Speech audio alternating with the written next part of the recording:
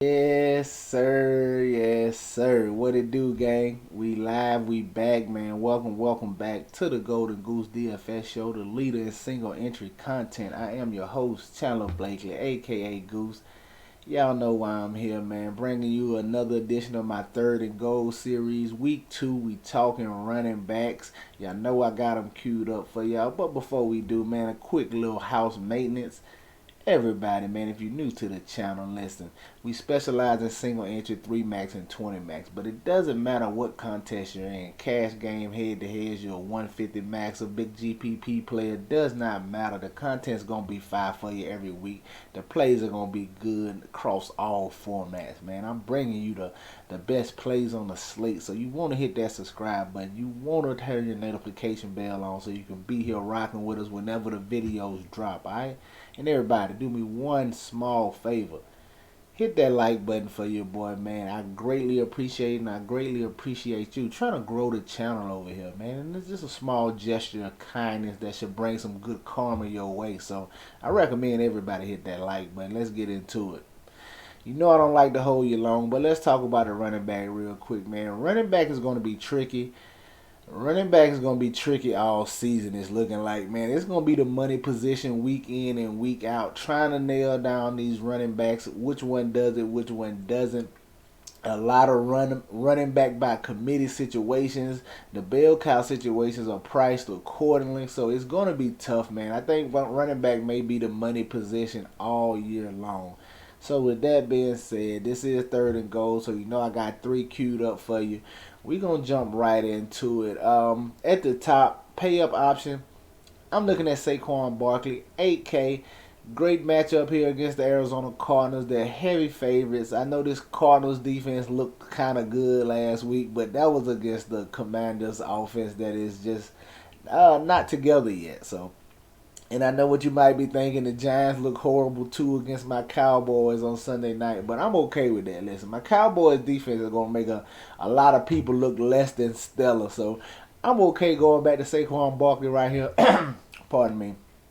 I'm okay going to Saquon Barkley right here, 8K. Heavy favorite here in this matchup against the Cardinals.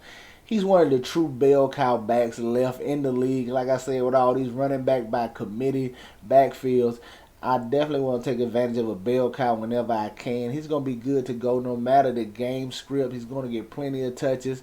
Don't expect him to be down here. Expect him to be up throughout and running the ball heavily. So he's definitely a major threat for the 100-yard bonus. And if he can fall in the end zone for a couple of TDs right here, he can really pay off his 8K salary. Not really worried about the matchup against this Cardinals defense, man. Give me all of the Saquon Barkley at 8K.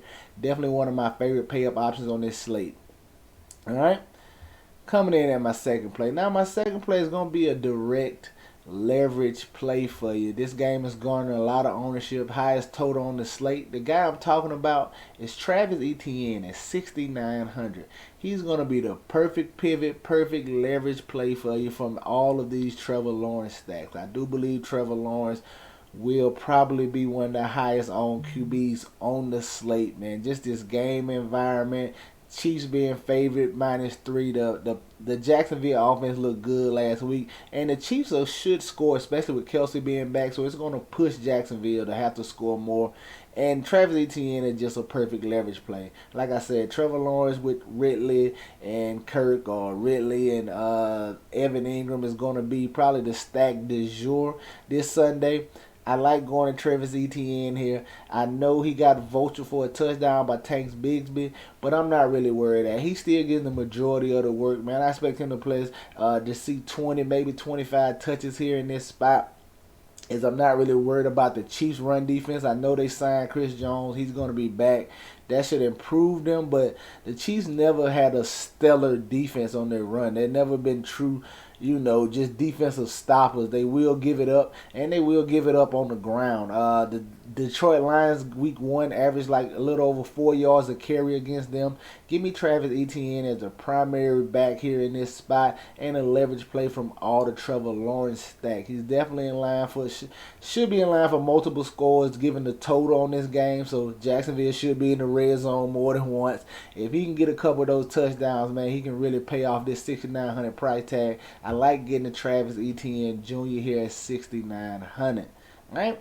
Rounding it out, a guy that's probably going to be chalky, but he is just too cheap, man. I don't know what they doing with their price tag, especially with him getting the majority of the workload over here. I'm talking about Kenneth Walker the third. He's also going to be a great leverage play off of Geno Smith stacks. The Seattle-Detroit game, second highest game total on the slate.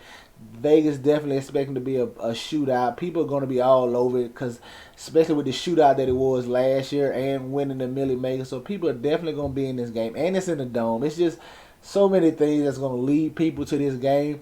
This game and the Chiefs game are going to be your two most popular games, and rightfully so, they should be. But Kenneth Walker here, 5,800 is just too cheap. I'm not worried about Zach Charbonnet back there. Kenneth Walker still got the bulk of the carries, and they actually threw it to him a couple times, something that they didn't do last year. And we all know, man, Seattle here, Pete Carroll's not a line up and throw the ball 50 times a game. He will if he has to. They're playing from behind, something like that, but Pete Carroll likes to be more balanced. He's never been that guy his whole career. I don't see why he would start now. He likes to give you a little dose of both.